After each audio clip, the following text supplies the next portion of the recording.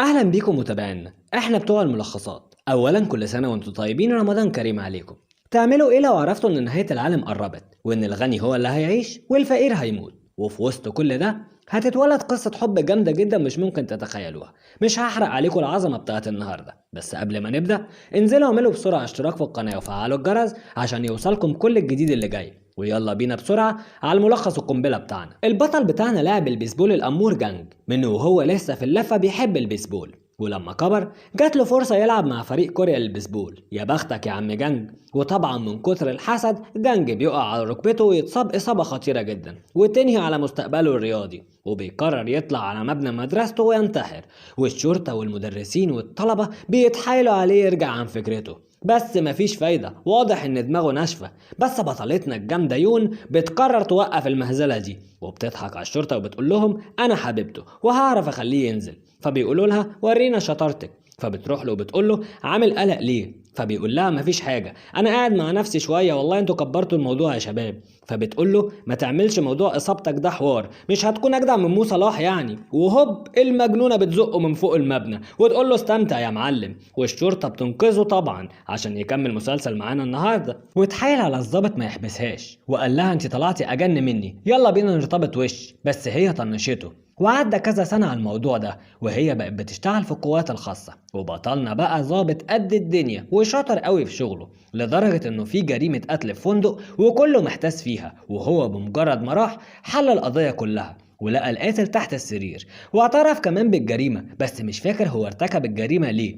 كل اللي فاكره انه اخد دواء كده، وبعدها حصل كل ده، وانه اخده من ضابط وقال له ان الدواء ده سليم ومش جدول ولا حاجه. وبيقول له عملت الجريمه بايه؟ فبيقول له بسناني يا باشا، انا عضيته. وبيعرف ان الضابط اللي باع الدواء الغريب ده بيشتغل تحت اشراف يون. فبيكلمها وبيقول لها عايزك في مصلحه، في واحد تحت ايدك من الضباط عامل كارثه، وبيحكي لها اللي حصل. فبتقول له سيب لي الطلعه دي، وبتروح تشوف مين اللي امه داعيه عليه ده اللي عمل كده. فبتلاقيه قافش في واحد وعمال يعض فيه ولا كانه مصاص دماء، وضربوا عليه نار كتير بس لقوا الرصاص مش مأثر فيه، ومسكوه ودخلوه الأوضة وقفلوا عليه. وبتبص كده لقت خربشة في ايديها، وكلمت البطل عشان تقوله اللي حصل. فخاف طبعا لا تكون اتعضت وهو لسه مش فاهم الموضوع، وجالها مدير الطوارئ وقرر انها لازم تتعزل، وسحب منها السلاح والموبايل. وجانج كان عمال يرن والمدير كلمه وفهم منه كل اللي حصل في الفندق، وقال له ان تقريبا احنا داخلين على ايام سودة. وبيروح جانج الفندق وبيلاقي الدواء اللي عمل كل المصايب دي، وبيروح المعمل وبيقول له ان دواء لمرض مزمن، بس لما الشركه نزلته لقوا شكاوي منه واعراض جانبيه فسحبوه من السوق وحذروه خالص. ويون قعد معاها مدير الطوارئ في العزل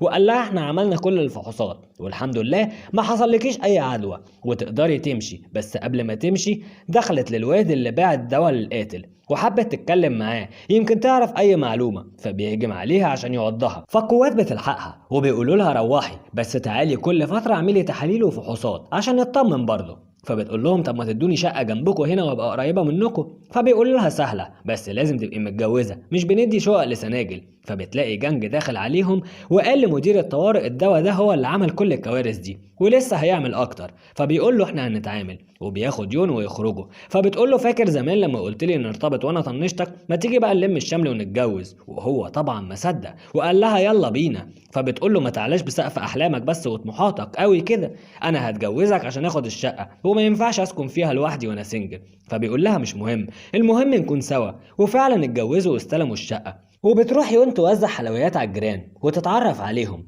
فبتلاقيهم اتقسموا نصين، الاطفال حبوها قوي والكبار قافلين منها قوي. وبترجع يتكلموا سوا وبتقول لها ان الشقه دي كانت حلم كبير بالنسبه لها، وانها كانت بتنام هي وعيلتها في اوضه تحت السلم وكانوا بيناموا فوق بعض. وتاني يوم جانج لقى رئيسه بيكلمه وبيقول له لازم يجيب الشخص اللي وزع الدواء المحظور ده. وهي برضو جالها مكالمة من مامتها وبتقول لها الدنيا مقلوبة والتلفزيون كله بيتكلم عن الوباء الجديد اللي منتشر ومنزلين صور كمان، وبتوصيها تاخد بالها من نفسها. وبتحس بهبد وخبط عند جارها اللي فوق، فبتطلع تقول لهم كفايه حركه ازعجتونا. فبيقول لها معلش كنت بغير مكان الانتريه. وبتلاقي بنوته صغيره بتقول لها تعالي اوريك العماره، وبتروح تفرجها الجيم. فالمدير بيقول لها لازم تكوني مشتركه عشان تدخلي، وما ينفعش تشترك وهي مأجره البيت مش شارياه. وزمايلها بيكلموها وبيقول لها انا اتعورت وخايف اكون اتصبت، وفي نفس الوقت خايف حد يعرف ان انا رحت له وديته المستشفى.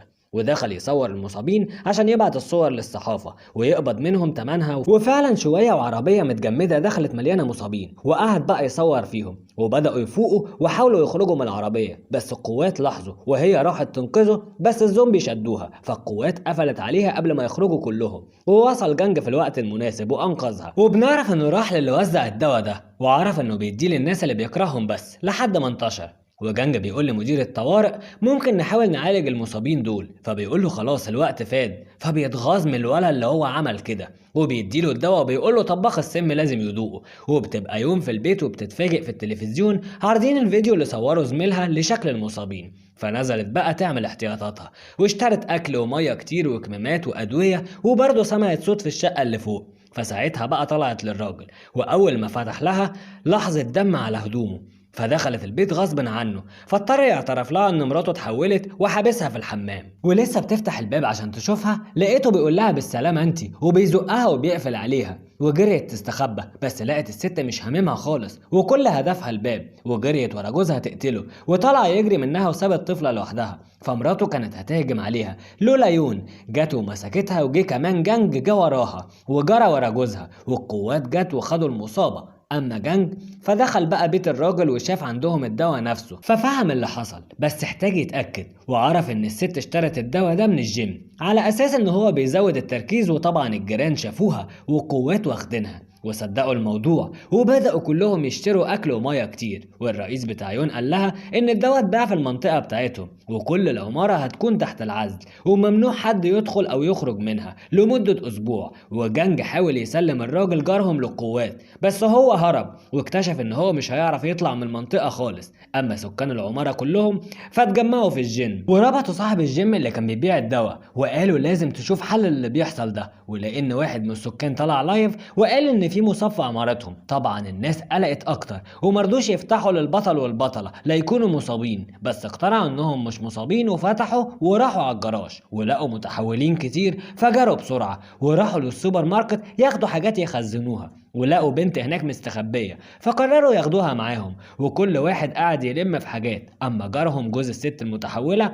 فراح يسرح في المكان ولقى واحد متحول وكان هيهجم عليه، بس انقذوه في اخر لحظه، واتفاجئوا بالباقي طالع عليهم، ففضلوا يجروا وراحوا لحد العماره، ورئيس اتحاد الملاك مرضتش تفتح لهم، والراجل الاهبل ده راح مشغل صوت مراته المتحوله على الموبايل عشان يخافوا، واخيرا عرفوا يفتحوا الباب، وراح طالع له بقى هو ومستحلف له، وجرى عليه لزق في وشه دم من بتاع المتحولين عشان يتحول، فبقى الراجل مصدوم وجاله نوبة هلع. وبعدها نزل للولد بتاع الجيم اللي كان بدأ يظهر عليه أعراض الإصابة، وراح سأله مخبي باقي الدواء فين، وعمل معاه اتفاق ياخدوا منه الحبوب ويفكه، وفضل يتكلم معاه لحد ما اتحول، وكان هيعضه لولا جانج جه وشده بعيد عنه. اما بقى يون فكانت بتلف على الشقق، وعرفت ان المحامي الله يخرب بيته واحد كلمه من الجراج وقال له عايزك في قضية، راح نازل يفتح له زي اللهبل بالظبط، مش خايف انه يكون متحول مثلا. ولولا هي لحقته وقفلت الباب بسرعه كان المتحول هيدخل للعماره. وفي الجيم الولا بتاع اللايف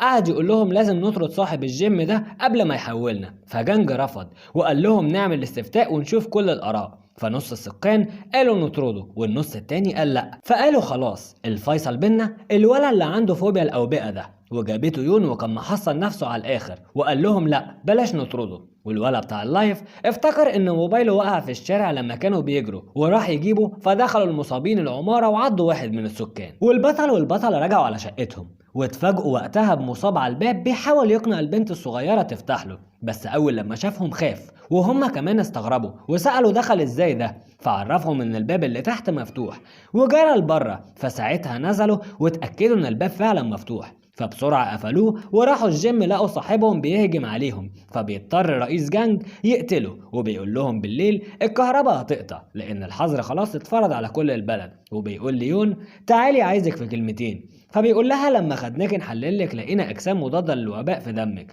فقالت له تقصد ايه؟ راح مخلي واحد من المصابين يهجم عليها وخدرها واخدها في العربيه، وجانج لما شافه جرى ووقف فوق العربيه وطلع مسدسه في وشه، وفي نفس الوقت يوم فائت ومسكت مسدسها وهددته، وفهم انه اكتشف ان رئيسه هو اللي عمل الدواء ده عشان يخليه يصحصح ويركز، ووراله الدواء وهو بياخده، فقعده عشان لما مراته جت هجم عليها وعضها وكانت حامل، وهو بيعمل كده عشان ينقذها وينقذ كل اللي اتصاب.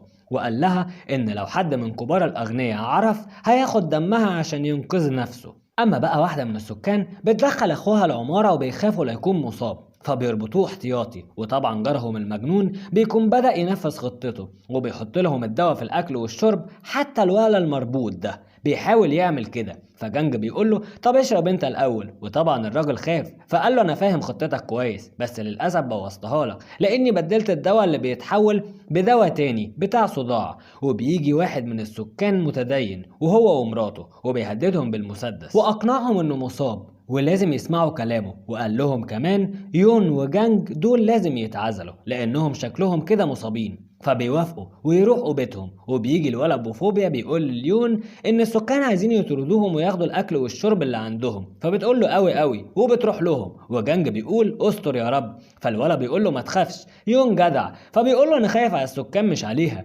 وبتروح بتعمل معاهم الجلاشه. وبيجي جانج وبيقول لهم بتقولوا ان احنا مصابين، طب انا هوريكم مين المصاب، وبيعور نفسه وبيلف عليهم واحد واحد لان المصاب بيتحول على ريحه الدم. وفعلا البنت اللي لقوها في الماركت مش بتقدر تمسك نفسها وبتتحول بسرعة، فكتفوها وحبسوها في الجيم الأول، وبعدين لما فاقت رجعت لطبيعتها وودوها على السطح أأمن ليها وليهم بصراحة. ونزلوا بقى الباقي يختبروهم برضه، فكان الكل طبيعي. بس لما جم يرجعوا لبيتهم افتكروا ان جوز مديرة المبنى ده غريب قوي، كان ما بيحبش يشرب قصادهم ابدا، والمصابين عمرهم ما هجموا عليه، فشكوا ان هو مصاب وجريوا على بيته. فطلع فعلا شكوهم في محله، ومراته اكتشفت ده وجريت تستخبى وتقفل على نفسها بسرعة، فراحوا وهجموا عليهم وكتفوه. وجا جارهم المجنون وفضل يمشيه لحد البلكونه وخلاه يرمي نفسه، وحقيقه مش عارف سايبينه ليه لحد دلوقتي. والست مراته طبعا بتتعصب وبتقول لهم انتوا قتلتوا جوزي حبيبي. وبعد المعركه دي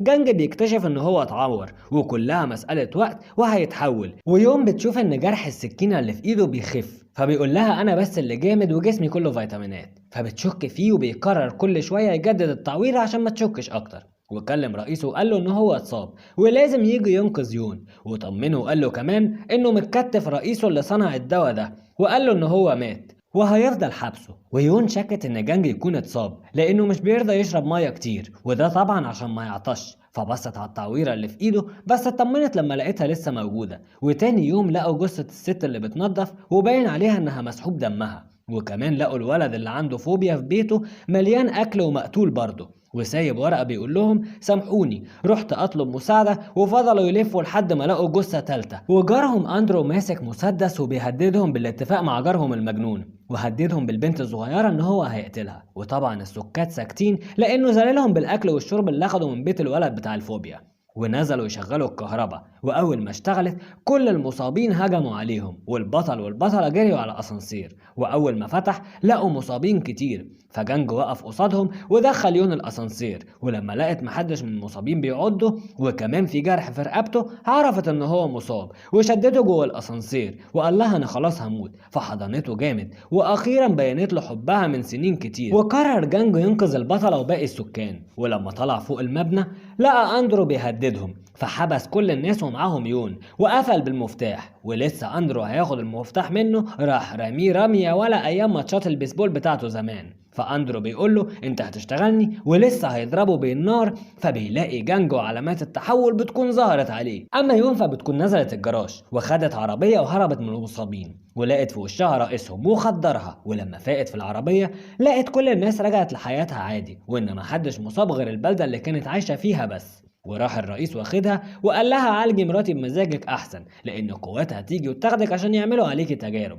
فبتوافق بس بتشترط عليه انها كمان تعالج البطل. وفعلا عالجت مراته وهربت وساعدتها المساعدة بتاعته. بس في طريقها شافت مامة البنت متحولة ومحبوسة، وعرفت وقتها ان جوزها مات، فصعبت عليها البنت الصغيرة تعيش من غير اب وام. فدخلت لمامتها وقررت تديها الجرعة بتاعت جانج لانها هي هتفضل معاه ايا كان يحصل له. اما جانج فكان بيساعد كل اللي اتحول. ولما عرف ان اندرو هرب بعد ما عضه قالت المصيبة بقت مصيبتين، والمجرم المصاب هيعمل كوارث. اما الراجل المجنون فكان عامل نفسه مصاب عشان يخوف الناس، وفي 2 نصابين عملوا نفسهم مصابين عشان يسرقوا. وطبعا لانه طماع قال هقعد معاكم عشان لما اتحول اكلكم، لان طبعا هو كان واخد من الدواء هيتحول واتفاجئ انهم نصابين. أما البطل فكانت علامات التحول ظهرت عليه جدا، وكان بيسيطر على نفسه بالعافية عشان ما يعضش حد، وحبس نفسه لحد ما يرجع طبيعي تاني. بس الراجل المجنون راح له وفضل يقول له اطلع، مفيش فايدة من اللي انت بتعمله ده.